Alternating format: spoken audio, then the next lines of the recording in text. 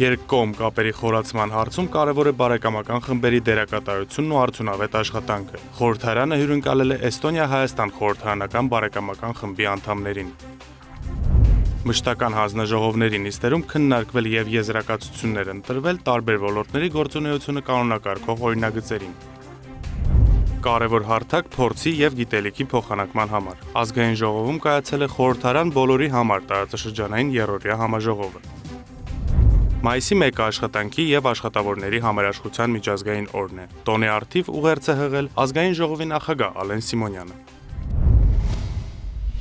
Սիրելի հայրենակիցներ, շնորհավորում եմ բոլորիս աշխատանքի եւ աշխատավորների համերաշխության միջազգային օրվա արդիվ։ Օր, որը խորհրդանշում է աշխատանքի արժեքը, մարդու ստեղծարար ուժը եւ այն ներդրումը, որը յուրաքանչյուր աշխատող կատարում է իր պետության զարգացման գործում։ Աշխատանքը ոչ միայն յուրաքանչյուրիս համար անձնական կարիքների ապահովման կենսական անհրաժեշտություն է, այլ նաեւ հասարակության առաջընթացի եւ բարեկեցության հիմքը։ Աշխատում է քաղաքացին, զարգանում է տնտեսությունը, ապահովելով պետության առաջընթացը։ Մեր իշխանությունը ստեղծել է այնպիսի միջավայր, որտեղ աշխատանքը գնահատվում է ավելի արժանավայել, որտեղ աշխատավորներն ավելի պաշտպանված եւ խրախուսված են, քան մինչեւ 2018 թվականի Թավշյա հեղափոխությունն էր։ Սակայն ասածս չի նշանակում, որ այս ուղղությամբ այլևս անելիքներ չունենք։ Մենք պետք է միասին շարունակենք ձևավորել արդար, զարգացող եւ հնարավորություններով լի պետություն, որտեղ յուրաքանչյուր մարդու աշխատանքը կունենա տեսանելի արդյունք եւ իրական արժեք։ Սիրելի հայրենակիցներ, աշխատանքն է բարեկեցիկ կյանք ունենալու միակ բանալին։ Կրկին շնորհավորում եմ բոլոր աշխատավորներին այս տոնի արդիվ,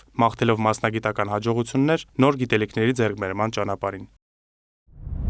Հայաստանի ու Էստոնիայի հարաբերությունները դինամիկ զարգանում են, այդ համատեքստում մեծ է նաև խորհրդարանական դիվանագիտության դերը։ Շարունակական փոխայցերը նպաստում են կապերի ամրապնդմանը ոչ միայն երկկողմ ու բազմակողմ մակարդակներում, այլև Հայաստան-Եվրամիություն ավելի լայն գործընկերության շրջանակում։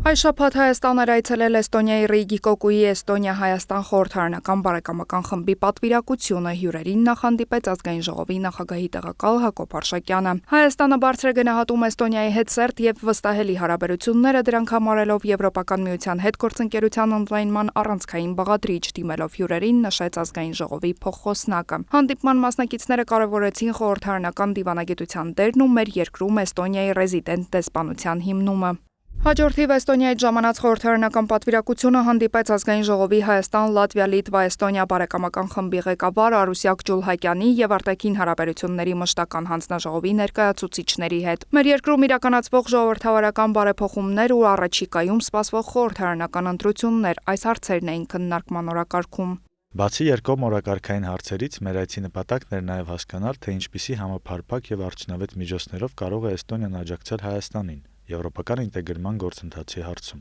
Ուրախ կլինենք այս առումով կիսվել նաև մեր փորձով։ Հայաստանի եվրոպական ինտեգրման ուղին որդեգրելու մասին հարցերից բացի կողմերն անդրադարձան տարածաշրջանային իրողություններին։ Իսկ Հայաստան-Եվրամիություն փոխգործակցության խորացման հարցում Էստոնիայի դերակատարությունն ու շարունակական աջակցությունը կարևորեց Ազգային ժողովի եվրոպական ինտեգրման հարցերի մշտական հանձնաժողովի նախագահի եւ մյուս անդամների հետ հանդիպմանը։ Զրուցակիցները մտքեր փոխանակեցին տարբեր ոլորտներում գործակցության զարգացման վերաբերյալ։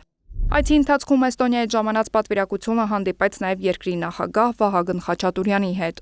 Մինչ Հայաստանից հեռանալը Էստոնիա-Հայաստան խորհրդարանական բարեկամական խմբի անդամները եղան նաև Ծիծեռնակաբերդի հուշահամալիրում ու ծաղիկներ խոնարհեցին Հայոց ցեղասպանության զոհերի հիշատակը հավերժացնող անմար կրակի մոտ։ Իսկ Հայոց ցեղասպանության թանգարան ինստիտուտում հյուրերը ծանոթացան Եղերդի մասին հավաստող փաստաթղթերին ու գրառում կատարեցին պատվավոր հյուրերի հուշամատյանում։ Քաղաքացիական պայմանագիր խմբակցության ղեկավար Հայկ Կոնջորյանը հանդիպել է Հայաստանում Իրանի Իսլամական Հանրապետության արտակարգ եւ լիազոր դեսպան Խալիլ Շիրղոլամիի հետ։ Զրուցակիցները կարևորել են տարածաշրջանում երկարաժամկետ եւ կայուն խաղաղության հաստատմանն ուղղված ջանքերը։ Քննարկվել են Հայաստանի եւ Իրանի միջև միջխորհրդանական կապերի զարգացման հեռանկարները։ Ազգային ժողովի աշխատակազմի ղեկավար գլխավոր քարտուղար Դավիթ Առաքելյանը եւ աշխատակազմի ղեկավարի տեղակալ Հեղինե Խաչիկյանը հանդիպել են Արևելյան գործընկերության հանրային կառավարման բարեփոխումների տարածաշրջանային ծրագիր 3 ծրագրի ղեկավար Սանդրա Ֆուրի եւ նրան ուղեկցող անձանց հետ։ Դավիթ Առաքելյանը նշել է, որ Ազգային ժողովի աշխատակազմը հատկապես վերջին տարիներին ակտիվորեն համագործակցում է միջազգային տարբեր կառույցների հետ, զարգացնելով իր կարողությունները եւ ընդլայնելով մասնագիտական կապերը։ Նա նշել է, որ GIZ-ի եւ ազգային ժողովի աշխատակազմի միջև ձևավորվել է ուղիղ եւ արդյունավետ համագործակցություն, որը կրում է շարունակական ու զարգացող բնույթ։ Դավիթ Առաքելյանն անդրադարձել է կառույցի հետ համագործակցության մի քանի կարևոր ուղղությունների եւ գնահատել դրանց էական դերակատարությունը փորձի փոխանակման եւ մասնագիտական կապերի ամրապնդման գործում։ Դավիթ Առաքելյանը մասնավորապես արժևորել է կանանց առաջնորդության եւ հզորացման ուղղված ծրագրերը, ինչպես նաեւ կիբերանվտանգության ոլորտում GIZ-ի համագործակցությամբ ընթացող արդյունավետ փոխգործակցությունը։ Ազգային ժողովի աշխատակազմի ղեկավարը հյուրերին ներկայացրել է նաեւ ամառային դպրոց, երիտասարդ խորհրդարան, կամրջելով դպրոցն ու ազգային ժողովը, Հայաստանի Հանրապետության ազգային ժողովի դերը եւ գործառույթները հանրային կառավարման համակարգում ծրագրերը։ Զրուցակիցներն անդրադարձել են նաեւ երկուստեք հետաքրքրություն ներկայացնող այլ հարցերի։ 65 տարին լրանալն աշխատանքից ազատման հիմք չի հանդիսանա, կառավարությունն է հեղինակել օրենսդրական նախաձեռնությունը։ Դեռևս 2023-ին աշխատանքային օրենսգրքից հանվել է այդ սահմանափակումը, սակայն պետական ապարատի աշխատակիցները դուրս էին մնացել այդ կարգավորումից։ Հարիր չէր այս տարիքային սահմանափակում ունենալ, մանավանդ որ ունենք հետևյալ զարգացումը առողջության ցուցանիշների բարելավմամբ եւ կյանքի տևողության բարելավմամբ պայմանավորված 65 տարեկան անձին ասել, որ այլևս ունակ չէ կատարելու աշխատանք, մենք կարծում ենք, որ այդպես չի, նաեւ բժշկագիտության զարգացմանը զուգահեռ կարծում ենք, որ 65 տարեկան այն տարիքը չի, որ մենք պետք է խտրականություն ունենանք եւ սահմանափակենք մարդու աշխատելու իրավունքը։ Փոխնախարարի խոսքով ուժային ոլորտներում պաշտոն զբաղեցնող անձանց համար կշարունակի գործել պաշտոն զբաղեցնելու առավելագույն տարիքի շեմը սահմանող դրույթը, ոլորտային առանձնահատկությամբ եւ աշխատանքի բնույթով պայմանավորված։ Կառավարությունն առաջարկում է կատարել եւս մեկ փոփոխություն եւ սահմանել, որ հանրային, համայնքային եւ քաղաքացիական ծառայողները, ինչպես նաեւ պետական կազմակերպության գործադիր մարմնի պաշտոնում նշանակված կամ ընտրության արդյունքում գործադիր մարմնի պաշտոնում նշանակված անձինք կարողանան դառնալ խնամատար ծնող, ստանալով համապատասխան վարձատրություն երեխայի խնամքի եւ դաստիարակության համար։ Ինչպես գիտեք, նորից այս օրենքներում ունենք սահմանափակում վարձատրության վերաբերյալ միայն ստեղծագործական մանկավարժական գործունեության համար մարդը կարող է ստանալ լրացուցիչ վարձատրություն, իսկ այստեղ խնամատար ծնող դառնալու համար վարձատրություն է սահմանված եւ մի շարք օրենքներում փորձեցինք նորից հնարավորություն տալ քաղաքացիական ծառայողներին, հանրային ծառայողներին կարողանալ դառնալ խնամատար ծնող եւ ստանալ վարձատրություն։ Հանձնաժողովը դրական եզրակացություն է տվել առաջին ընթերցմամբ քննարկված օրենսդրական փաթեթին եւ քննարկման համար սահմանել 24-ժամյա ռեժիմ։ Կառավարության ներկայացրած մեկ այլ քրեական դատավարության օրենսգրքում լրացում կատարելու մասին նախագծով առաջարկվում է կրթության շարունակականությունն ապահովելու հնարավորություն ապահովել տնային կալանքի տակ գտնվող մեղադրյալին։ Կրթության մասին օրենքի 18-րդ հոդվածի 7-րդ մասի համաձայն Հայաստանի Հանրապետությունում 12-ամյա միջնակարգ կրթությունը պարտադիր է կրթության պետական կառավարման լիազորված մարմնի սահմանած կարգով բացառիկ դեպքերում եւ որոշակի ժամկետով հիմնական հանրակրթական ծրագրերի կազմակերպման ընթացքում կարող է կիրառվել հեռավար դիստանցիոն կրթություն։ Ըստ նախագծի դատարանը տնային կալանք եւ դրա ընթացքում նամակագրության, հեռախոսային խոսակցությունից կամ հաղորդակցության այլ ձևերից օգտվելու սահմանափակում կիրառելիս կարողանա սահմանել բացառություն կրթական ծրագրերով հեռավար կրթությունը շարունակելու մասով։ Օնլայն կազինոներում իրականացված խաղադրույքների ծավալները վերջին 8 տարիներին աճել են ավելի քան 35 անգամ։ Ազգային ժողովի падգամավոր Հայկ Սարգսյանի հեղինակած նախաձեռնությամբ առաջարկվող սահմանափակումները միտված են պաշտպանելու սոցիալապես խոցելի խմբերին, կանխելու նրանց ֆինանսական վիճակի հետագա վատթարացումը, պահպանելու պետական աջակցության սոցիալական նպատակադրումը եւ նվազեցնելու խաղամոլությամբ պայմանավորված ընտանեկան եւ հասարակական աղետները։ Եթե 2017 թվականին ինտերնետ կազինոների խաղադրույքների ծավալները կազմում էին 0.2 տրիլիոն դրամ, ապա 2025 թվականին աճելով ավելի քան 35 անգամ խաղադրույքների ծավալները հասել են 7.4 տրիլիոն դրամի։ Ինտերնետ կազինոները դարձել են չարիք ու աղետ մեր ժողովրդի համար։ Հայկ Սարգսյանն իր հեղինակած նախագծով առաջարկում է օրենքով պարտադիր պահանջ սահմանել, որ բոլոր օնլայն կազինոներն իրենց կայքերում ու հավելվածներում տեսանելի վայրում ունենան ինքնաարգելափակման կոճակ, որը սեղմելուց հետո կարգելվի անձի մասնակցությունն օնլայն կազինոներին 5 տարի ժամկետով առանց վաղաժամ վերաբացման հնարավորության։ Ընդ որում 5 տարվա ժամկետի ավարտից հետո արգելափակումը կրկին կերկարացվի նույն ժամկետով, եթե ժամկետի լրանալուց 5 օր առաջ քաղաքացին դիմում չներկայացնի արգելափակումը հանելու վերաբերյալ։ Որի նպատակն է կանխել կախվածության խորացումը, նվազեցնել ընտանեկան եւ սոցիալական աղետները, պաշտպանել անձին եւ նրա ընտանիքի ֆինանսական կայունությունը եւ ապահովել քաղաքացու այլևս չխաղալու որոշման իրական իրագործումը։ Հեղինակը նաև առաջարկում է օրենքով արգելել նպաստ առուների համար խաղերին մասնակցությունը։ Այն կարգելվի նաև այն անձանց համար, որոնց եկամտի միակ աղբյուրը կենսաթոշակն է։ Սնանկության վարույթում գտնվող, ինչպես նաև պետական բյուջեի ֆինանսավորմամբ կամ համաֆինանսավորմամբ իրականացվող սուբվենցիոն որևէ ծրագրից օգտվող անձանց ևս կարգելվի մասնակցություն ունենալ վերոնշյալ խաղերին։ Առաջարկում եմ քաղաքացիների կողմից խաղերի մասնակցության թույլատրելի չափ սահմանել յուրաքանչյուր տարվա համար հայտարարագրված եկամտի 20%-ը։ Սա թույլ կտա նվազեցնել անհամաչափ կորուստների, չհիմնավորված ֆինանսական ռիսկերի եւ ընտանեկան բյուջեի կործանման հավանականությունը։ Կառավարությունը նախագծին տվել է դրական դիրքորոշում եւ ներկայացրել մի շարք առաջարկներ, որոնք ընդունելի են հեղինակի կողմից։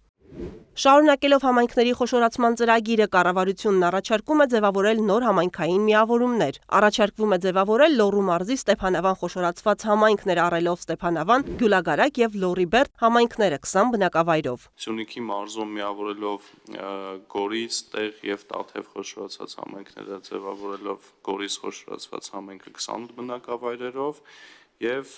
Վայոց ձորի մարզում միավորել Եղեգնաձոր, Արենի եւ Եղեգիս խոշորացված համայնքները ձևավորելով նոր Եղեգնաձոր խոշորացված համայնք։ Առաջարկվող ծրագրերում ներգրաված են լինելու 9 համայնք 80 բնակավայր, որոնց միավորման արդյունքում ձևավորվելու է 3 նոր համայնք։ Խոշորացման արդյունքում Հայաստանում կլինի 64 համայնք։ Խոշորացումից դուրս են մնացել Երևանը, Գյումրին եւ ազգային փոքրամասնություններով բնակեցված 5 համայնք։ 2025 թվականի հունվարի 1-ին ուժի մեջ է մտել բարձր տեխնոլոգիաների ոլորտի պետական աջակցության մասին օրենքը, որով պետական աջակցություն էր տրվում միգրանտներ ներգրավված ընկերություններին։ Օրենքի ընդունման ժամանակ քննարկվել է այն հարցը, թե արդյոք աջակցությունը տրվելու է ընկերությանը, թե միգրանտներին։ Բանավեճի արդյունքում որոշում է կայացվել, որ օրենքի գործունեության առաջին տարին աջակցությունը պետք է ստանա ընկերությունը, իսկ հաջորդ տարի 2026 թվականի հունվարի 1-ից միգրանտները։ Պրակտիկան ցույց է տվել, որ միգրանտների կողմից այդ աջակցությունը ստանալը տեխնիկական առումով անիրագործելի է ու նաև ընկերություններն էլ դիմում են, ասում են եկեք հետ փոխենք ընկերությունները ստանան, որովհետև դա մեզ ավելի ճկունություն է տալիս, օրենքը ավելի արդյունավետ է։ Օրենքի համաձայն աջակցությունից կարող են օգտվել միայն ռեզիդենտ ընկերությունները։ Բաբ Կենթունյանը նշել է, որ իրենց դիմել են ընկերություններ, որոնք 20 տարուց ավելի Հայաստանում գործունեություն են ծավալում, հարկեր են վճարում, սակայն ռեզիդենտ չլինելով չեն օգտվում արտոնությունից։ Օրենսդրական փոփոխությամբ ընկերությունները նախաձեռնության ընդունումից հետո կկարողանան օգտվել պետական աջակցությունից։ Գիտահետազոտական աշխատանքներ կատարած ընկերությունների մասով կարգավորում է այնպես ենք փոխում, որ իրենց աջակցությունը մի քիչ ավելի մեծ լինի։ Ինչ ոչ թե մեծ լինի, այլ արդարացի լինի, որովհետև աջակցության չափը որոշվում է իրենց վճարած եկամտային հարկի չափով, ու քանի որ իրենց եկամտային հարկը դրույքաչափ ավելի ցածր էր 10%, իրենք ավելի քիչ աջակցություն են ստանում։ Նախաձեռնությամբ առաջարկվում է այդ ընկերությունների մասով 60% աջակցության չափը հաշվել ոչ թե եկամտային հարկի նկատմամբ, այլ աշխատավարձային ֆոնդի 20%-ի նկատմամբ։ Օրինագծի վերաբերյալ առաջարկություն է ներկայացրել նաև կառավարությունը։ Արտաքին հետախուզական գործունեության եւ արտաքին հետախուզության ծառայության մասին օրենքում փոփոխություններ ու լրացումներ նախատեսող նախագծերի փաթեթով հստակ կկարգավորվեն ծառայությունում ծառայողին բարձր, հավասար կամ ցածր պաշտոնի փոխադրելու կամ նշանակելու հարաբերությունները։ Ինչպես գիտեք, թե աշխատանքային օրենսդրությամբ եւ թե հանրային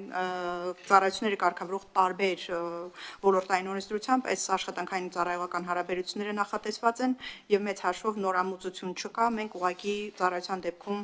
այդ իրավական հիմքերն ենք ձևավորում, առաջարկում ձևավորել։ Հաջորդ փոփոխության արտաքին հետախուզության ծառայության ծառայողներին հատկացվող արձակուրդների շարքում առաջարկվում է ավելացնել նաև հայրության նպատակային արձակուրդի տեսակը, ինչպես նաև մինչև 3 տարեկան երեխայի խնամքի արձակուրդ հատկացնել նաև ծառայության տղամարդ աշխատողներին։ Հաջորդ փոփոխությունը վերաբերում է ծառայողների կողմից զենքի եւ հատուկ միջոցների կրման կարգի համար իրավական հիմքերից նախատեսելուն։ Խնդրում եմ ուշադրություն դարձնենք, որ այս պահի դրությամբ գործող օրենքով ծառայողները իրավունք ունեն կրել եւ պահել հաշվետվության զենք եւ հատուկ միջոցներ, այսինքն մեր առաջարկը վերաբերում է նրան, որպեսզի օրենքով հստակ իրավական հիմք նախատեսվի ծառայության զենքերի եւ հատուկ միջոցների հաշվառման, հատկացման, կրման եւ պահպանման կարգի վերաբերյալ։ Օրենսդրական փաթեթով ձերբակալելու համապատասխան իրավասություն է վերապահվում ծառայությանը։ Օրենքների նախագծերի փաթեթի քննարկման համար սահմանվել է հրատապության ռեժիմ։ Հերթական նիստերի օրակարգում էր նաև դատախազության 2025 թվականի գործունեության մասին հաղորդումը։ 2025 թվականի ընթացքում դատախազության բացառիկ պետական եւ համայնքային շահերի պաշտպանության լիազորության շրջանակում կայացված դատական ակտերով, ինչպես նաև դատախազական ներգործության միջոցների կիրառման արդյունքում Հայաստանի Հանրապետության եւ համայնքների սեփականությանը կամ տիրապետմանն է վերադարձվել նախնական գնահատմամբ շուրջ 66 միլիարդ 934 միլիոն դրամ շուկայականին մոտարկված կադաստրային արժեքով 124 գույք։ Գույքերի շարքում են մանկապարտեզներ, մշակույթի տուն, մարզադաշտ, բնության հուշարձաններ, պուրակներ, հողատարածքներ, անտառային տարածքներ։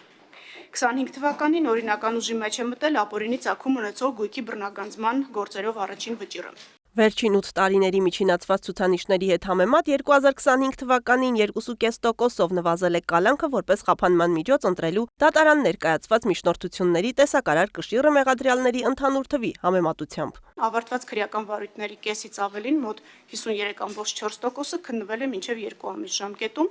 իսկ ինչը 24 թվականի համապատասխան ցուցանիշը գերազանցում է 11.3%-ով։ 2024 թվականի համեմատ 2025 թվականին հանցագործությունների դեպքերը նվազել են 3.2%-ով կամ 1335-ով։ 2025 թվականին արձանագրվել է նաև հանցագործությունների բացահայտման ցուցանիշի աճ, այն կազմել է 29.7%։ 25 թվականին ավարտվել է 3495-ով կամ 9.2%-ով ավելի քրեական վարույթ, քան 24 թվականին էր։ Այդ թվում հաստատված մեղադրական եզրակացությամբ դատարան է հանձնվել 2807-ով կամ 23.8%-ով ավելի քրեական վարույթ։ Անդրադառնալով կոռուպցիոն հանցագործություններին գլխավոր դատախազը նշել է, որ արդեն երկրորդ տարին անընդմեջ Հայաստանի Հանրապետությունում գրանցվում է դրանց թվի նվազում։ 2023 թվականին արձանագրվել է 1368, 2024-ին 1116, իսկ 2025-ին 996 դեպք։ Միջազգային գործընկերների հետ համագործակցությամբ ազգային ժողովում մեկնարկեց երրորդյա համաժողով։ Խորհրդարանը բոլորի համար այս համատեքստում էլ ընթացան աշխատանքները։ Հայաստանից բացի մասնակցում են Մոլդովայի, Ուկրաինայի, Ալբանիայի, Հյուսիսային Մակեդոնիայի եւ Գերմանիայի խորհրդարանների աշխատակազմերի ներկայացուցիչները։ Քննարկումները մեկնարկեցին ազգային ժողովի աշխատակազմի ղեկավար գլխավոր քարտուղարի ելույթով։ Դավիթ Առաքելյանը խոսեց ժողովրդավարական գործընթացների դրանց զարգացման ուղիների խորհրդարան հասարակություն կապի վերաբերյալ ու փաստեց։ Այսօր մենք այստեղ ենք ոչ միայն ներկայացնելու յուրաքանչյուրիս փորձը, այլ նաեւ սովորելու միմյանցից։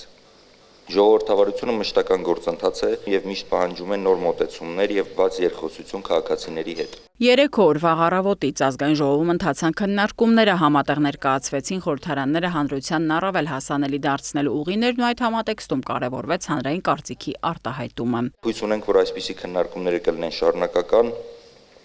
կայուն հարթակ, որտեղ տարբեր երկրների խորհրդարանները պարբերաբար կփոխանակվեն փորձով եւ գաղափարներով։ Երրորդյա համաժողովը կայացավ ազգային ժողովի գործընկեր կազմակերպությունների հետ համագործակցությամբ։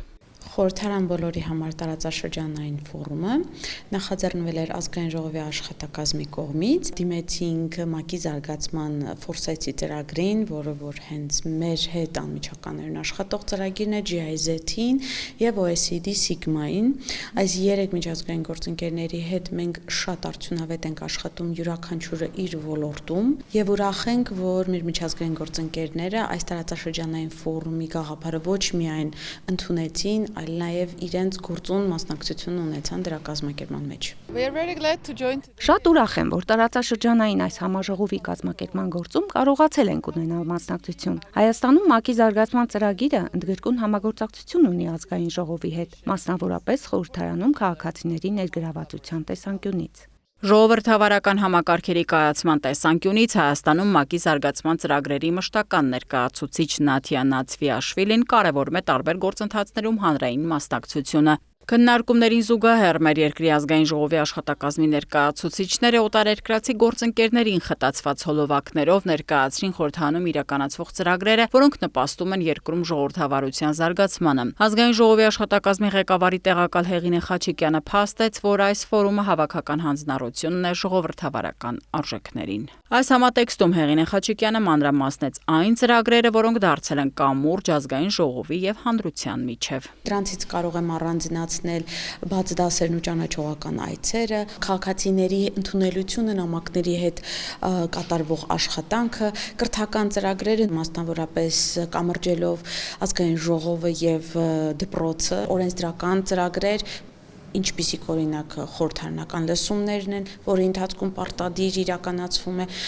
ժեստերի լեզվով թարգմանություն, ապահովելով նաև ներառականությունը։ Խորհրդարան հասարակություն կապի համատեքստում մասնակցային կառավարման օրինակները ներկայացրեց նաև ազգային ժողովի նախագահի խորհրդականը։ Իմ բերած օրինակները հիմնականում ազգային ժողովի նախագահ պարոն Արեն Սիմոնյանի կողմից բարձրացված հարցերին էր վերաբերում, երբ քաղաքացին վստահ լինելով, որ իր ձայնը լսելի է լինելու, հա ինքը մոտեցել է փողոցում ազգային ժողովի նախագահին եւ մեկ օրինակ բերեմ մեքենաներից լսվող բարձր ազդանշանները կամ բարձր երաժշտությունը, թե ինչպես են խաթարում հանգիստը բնակիչների, այդ թվում նաեւ տուրիստական մեծ հոսքի ժամանակ տուրիստներին եւ այս առումով օրենսդրական նախաձեռնություն է եղել, մշակվել է օրենքը, նաև բալային համակարգին էր վերաբերում, երբ վարորդները Եվախախտումներ ունեն, բալային համակարգը 10 բալանոցից դարձել էր 13, նշված դեպքերով եւ նաեւ բազմաթիվ այլ դեպքերով ազգային ժողովի նախագահը ինքն է անձամբ նախաձեռնել այս ամենը եւ իր նախաձեռնությամբ է կարգավորվել այսինչ կամ այնինչ օրենքը, որը բարելավել է հասարակության քաղաքացու կյանքը։ Ազգային ժողովի վարչությունները հավասարապես ունեն ներգրավվածություն հասարակության հետ կապերի ամրապնդման ու խորհրդարանական ժողովրդավարության զարգացման տեսանկյունից։ Դրանում առավել մեծ է նաև հասարակայնության հետ կապերի եւ հաղորդակցության վարչության դերը։ Իրականացված աշխատանքների ու նախաձեռնությունների վերաբերյալ հոլովակներով մանրամասներ ներկայացրեց նաև Լաուրա Անտոնյանը։ Հիմնական շեշտադրումները նրանում էր, որ ազգային ժողովի աշխատակազմը եւ վարչությունները ապաքաղաքական են, քանի որ պետք է ապահովեն ազգային ժողովի բնականon գործունեությունը, հետեւաբար օրինակ լրատվական վարչությունը անաչառ, հավասարակշռված եւ օբյեկտիվ փորձում է ներկայացնել բոլոր միջոցառումները առանց որևէ մի ֆրակցիայի առավելություն տալու։ Խորհրդարանն առավել հասանելի դարձնելու տեսանկյունից ուրվագծվում է նոր ծրագիր, նշում է Լաուրա Անտոնյանն ու առայժմ զերծ մնում փակագծեր բացելուց։ Արդեն կես տարի աշխատում ենք այդ գաղափարը իրականություն դարձնելու ուղղությամբ մեր միջազգային գործընկերների հետ, որը միտված է խորհրդարանը ավելի հասանելի դարձնել եւ ինչպես մեր Բունդեսթագի ներկայացուցիչը նշեց, ոչ բոլորն են կարողանում անընդհատ գալ Բերլին եւ լինել Բունդեսթագում, հաճախ Բունդեսթագն է կարիք ունենում գնալ եւ ավելի մոտ լինել Գերմանիայի քաղաքացիներին, մոտավորապես նման պրոյեկտի շուրջ էլ մեր մտքերն են։ Իսկ արդեն իրականացված ծրագրերի շարքում որպես հաջողված նախագծեր հյուրերը մատնանշում են ամառային դպրոցն ու երիտասարդական խորհրդարան ծրագրերը։ Ուրախությամբ պետք է փաստեն, որ պիլոտային տարբերակով մեկնարկված ծրագրերն այսօր դարձել են հաջողված ու սիրելի երիտասարդների շրջանում։ Ողջունելի է, որ այս նախաձեռնությունները խորհրդարանը առավել ինստիտուցիոնալ հենքի վրա է դրել։ Հայաստանը որպես խորհրդարանական կառավարման երկիր ունի օրինակելի գործելավոճ հանրության հետ սերտ կապերի տեսանկյունից, նշում է Գերմանիան ներկայացնող պատվիրակը։ Օրինակ մասնակցային կառավարման առումով ձեր խորհրդարանն ունի բավականին լավ դիրքեր, ինչի համար շատ ուրախ ենք։ Հայաստանի խորհրդարանը մեզ համար փորձառու գործընկեր է եւ առաջիկայում նախատեսում ենք ընդլայնել համագործակցությունը։ Գերմանիայի կառավարությունը հանձնառու է նոր ֆոնդեր հատկացնել տարածաշրջանային ծրագրին։ Այդ համատեքստում Արևմտյան Բալկանների արևելյան գործընկերության երկրների կողքին է նաեւ Հայաստանը։ Ազգային ժողովի եկած հյուրերից շատերն առաջին անգամ են մեր երկրում ու նման համաժողովների շնորհիվ է նաև, որ երկրները միմյանց դառնում են ճանաչելի փորձի փոխանակման տեսանկյունից։ Շատ տպավորված եմ ձեր երկրի ազգային ժողովի աշխատակազմի փորձառությամբ։ Ուրախ եմ, որ կարողացա մասնակցել համաժողովին։ Առաջին անգամ եմ Հայաստանում, հրաշալի երկիր ունեք, տպավորված եմ հյուրընկալությամբ։ Պետք է ասեմ, որ ձեր երկրի խորհրդարանը բաց է հանրության համար։ Իմ ուշադրությունը գրավեց հատկապես երիտասարդների հետ համագործակցությունը։ Համակողմանի քննարկումներ, առավել սերտ կապեր Հայաստանի, արևելյան գործընկերության, արևմտյան Բալկանների երկրների ու Գերմանիայի խորհրդարանների աշխատակազմերի միջև։